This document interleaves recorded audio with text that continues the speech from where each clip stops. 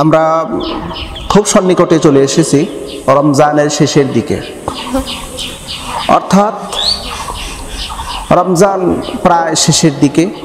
আর রমজানের শেষের দিকের সবচেয়ে গুরুত্বপূর্ণ আমল সম্পর্কে আমরা একটু অবগত হই।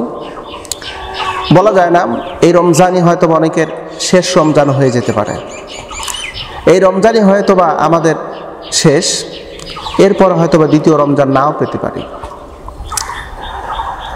রমজানের শেষ দশকের গুরুত্বপূর্ণ আমল, সবচেয়ে উত্তম আমল, যে আমলটি মহান রবের দরবারে পছন্দনীয়। প্রিয় নবী সাল্লাল্লাহু আলাইহি সাল্লাম রমজানের শেষে মসজিদ নববীর ভিতরে ঢুকলেন, মেম্বারের উপর আরোহণ করবেন। মেম্বারের উপরে প্রথম পা দিতে না দিতেই রাসূল আমিন বললেন। দ্বিতীয় ধাপে তিনি যখন পা দিলেন তিনি আবার আমিন বললেন। তৃতীয় ধাপে যখন তিনি পা দিলেন আবার আমিন বললেন। সাহাবায়ে কেরাম তো অবাক, কেউ কোনো প্রশ্ন করলেন না, কেউ কোনো কথা বললেন না, অথচ প্রিয় নবী সাল্লাল্লাহু আলাইহি সাল্লাম তিনি আমিন বললেন, কারণ কি? রাসূল পরবর্তী সাহাবায়ে কেরামদেরকে বললেন যে আমি আমিন বললাম কেন, তোমরা কি তা জানো? আমাকে জিবরাইল এসে বলতেছিল, ইয়া রাসূলুল্লাহ, যারা 30টি রমজানের রোজা পেল, তারাবি পেল, সাহারি খেয়েছে, ইফতারি করেছে,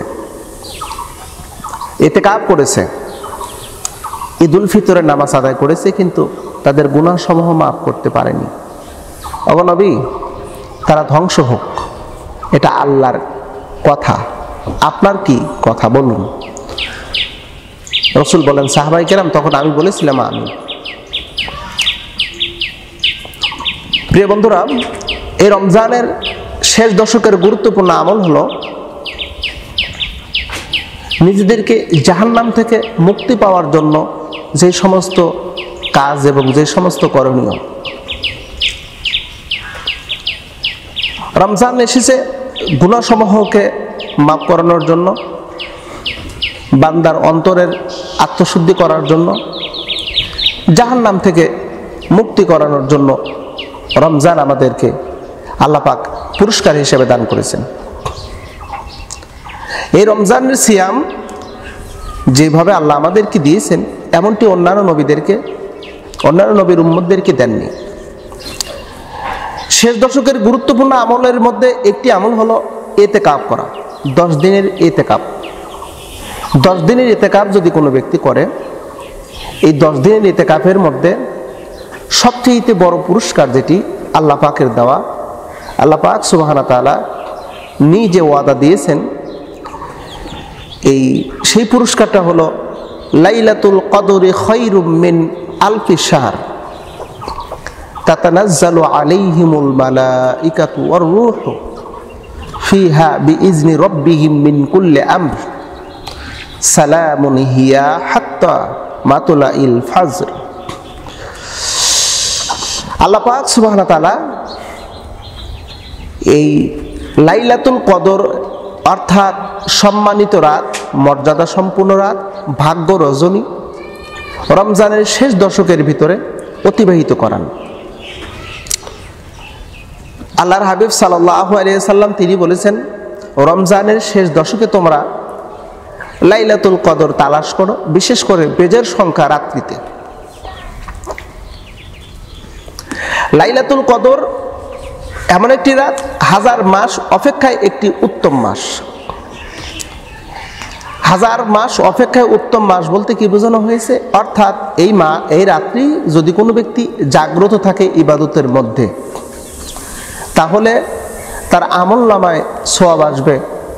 1000 মাস ইবাদত করলে কবুলিয়ত যেই সওয়াব হবে, তার চাইতে বেশি সওয়াব দিবেন আল্লাহ পাক সুবহানাহু ওয়া তাআলা এই লাইলাতুল কদরের রাত্রিতে। যার কারণে আল্লাহ রাব্বুল আলামিন বলছেন, লাইলাতুল কদরি খায়রুম মিন আলফি শাহর, এটা 1000 মাসের অপেক্ষার উত্তম একটি রাত। এবার দ্বিতীয়ত, এই শেষ দশকের গুরুত্বপূর্ণ আমল কি? ইতিকাফ তো করতে হবে। শেষ দশকের গুরুত্বপূর্ণ একটি আমল হলো সাদাকাতুল ফিতর নির্ধারণ করা।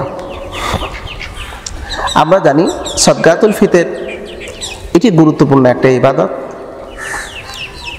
যার উপরে নেশাব পরিমাণ মালের মালিক হয়েছে কোন দিন পর্যন্ত? ঈদুল ফিতরের দিন যদি কোনো ব্যক্তি ঈদুল ফিতরের দিন যদি কোনো ব্যক্তি নেশাব পরিমাণ মালের মালিক হয় সাংসারিক খরচ বাদে, তাহলে সেই ব্যক্তিটি সাদকাতুল ফিতর আদায় করবে তার পরিবারের সমস্ত সদস্যের পক্ষ থেকে। এমনকি যদি সুবহে সাদিকের পূর্বে কোনো সন্তান জন্মগ্রহণ করে অথবা সুবহে সাদিকের পরে যদি কোনো সদস্য কেউ যদি মারাও যায়, তার পক্ষ থেকেও সাদকাতুল ফিতর আদায় করতে হবে।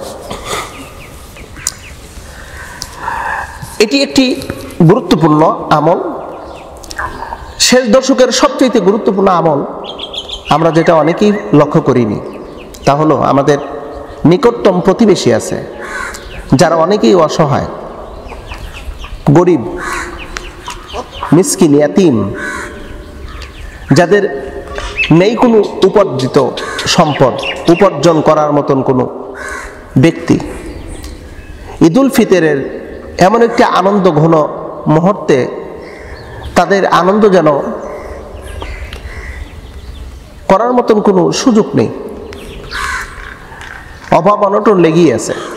সবচেয়ে গুরুত্বপূর্ণ আমল হলো তাদের পাশে একটু দাঁড়ানো, যতটুকু সামর্থ্য হয় ততটুকু দিয়ে তাদেরকে সহযোগিতা করা। আপনিও যেন আপনার আনন্দের সাথে তারা যেন আনন্দ ভাগ করে ঈদুল ফিতরের আনন্দ যেন তারা করতে পারে। আমাদের সমাজের ভিতরে সবচেয়ে দুরারোগ্য ব্যাধি হলো এইটা যে আমরা কখনো প্রতিবেশীর প্রতি খেয়াল করি না, নজর করি না, আমরা আমাদের নিকটতম আত্মীয় স্বজনের প্রতি লক্ষ্য রাখি না। অথচ প্রিয় নবী সাল্লাল্লাহু আলাইহি সাল্লাম বলেছেন, তোমাদের মধ্যে সর্বোত্তম ওই ব্যক্তি যে ব্যক্তির প্রতিবেশীর নিকটে সর্বোত্তম। প্রতিবেশী যে তোমাকে সার্টিফাই করবে তুমি ভালো, সে ব্যক্তি সবচেয়ে উত্তম। প্রতিবেশীকে ছাড়া রাসূল একক তো খাবার খেতেন না, বা তরকারি রান্না করতেন প্রতিবেশীকে দিয়ে খেতেন, এই গুণটা আমাদের মধ্যে নেই।